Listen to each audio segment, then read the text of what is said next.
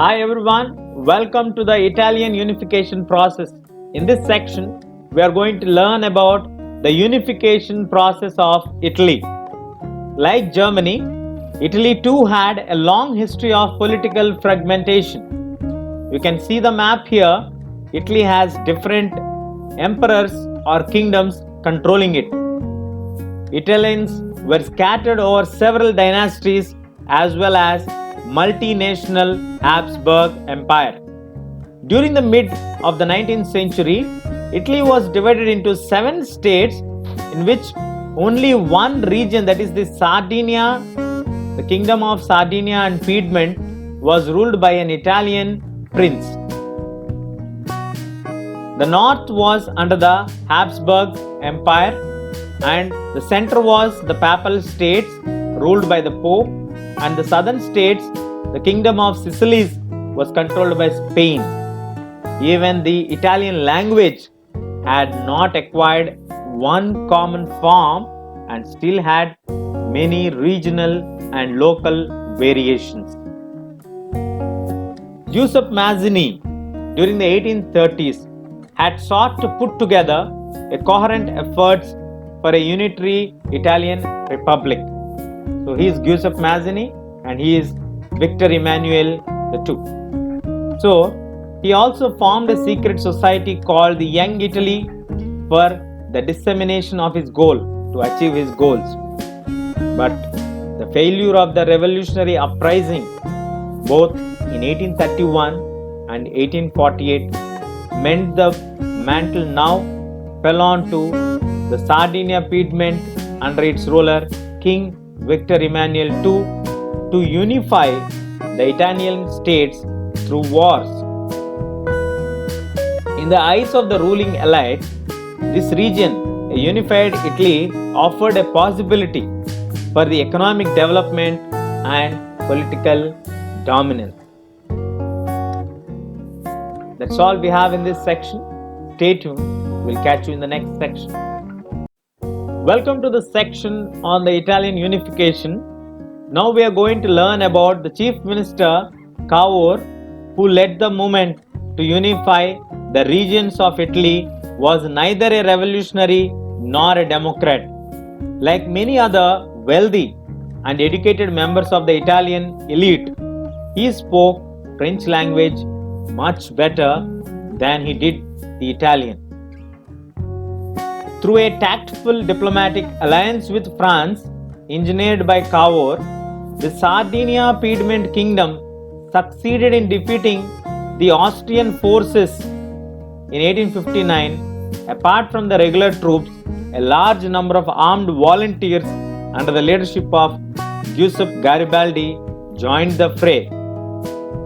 In 1860, they marched in the South Italy, the Kingdom of Two Sicilies, and were succeeded in winning the support of the local peasants in order to drive out these Spanish rulers. In 1861, Victor Emmanuel II was proclaimed as the King of the United Italy. However, much of the Italian population, amongst whom the rates of illiteracy was very high, remained blissfully unaware of the liberal nationalist ideology. People were not much aware of this unification process. The peasant masses who had supported Garibaldi in the southern Italy had never heard Italia. They believed that it was La Thalia, which was Victor Emmanuel's wife's name. That's all we have in this section. Stay tuned, we'll catch you in the next section. Welcome to this section on the Italian unification. Giuseppe Garibaldi is perhaps celebrated as an Italian freedom fighter.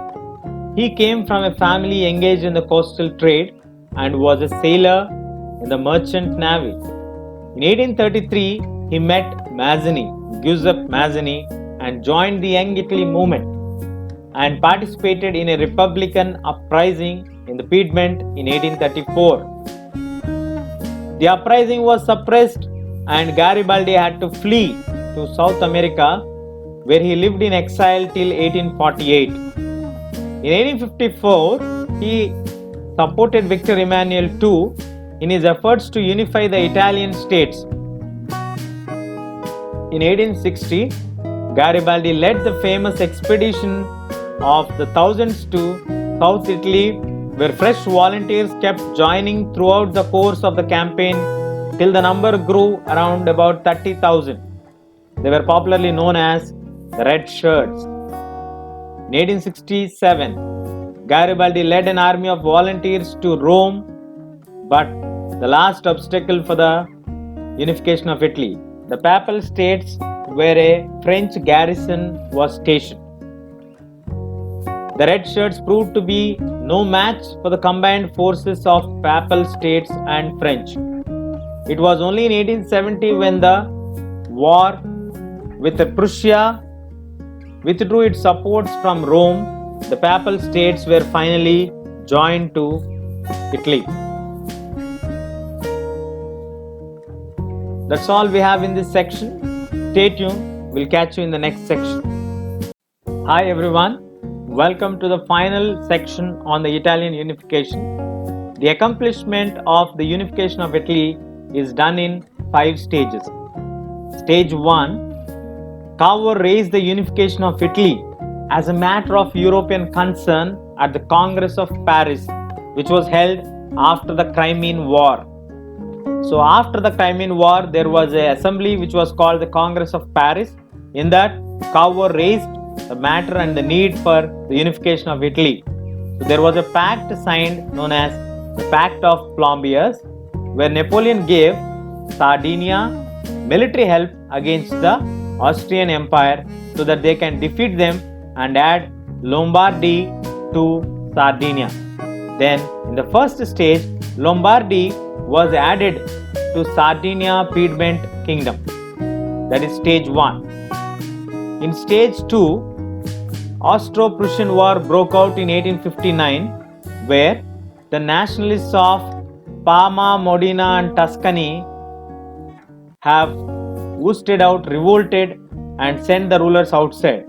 So by the Pact of Villafranca, Napoleon III has ended the war with Austria and went for a plebiscite about the national sentiments.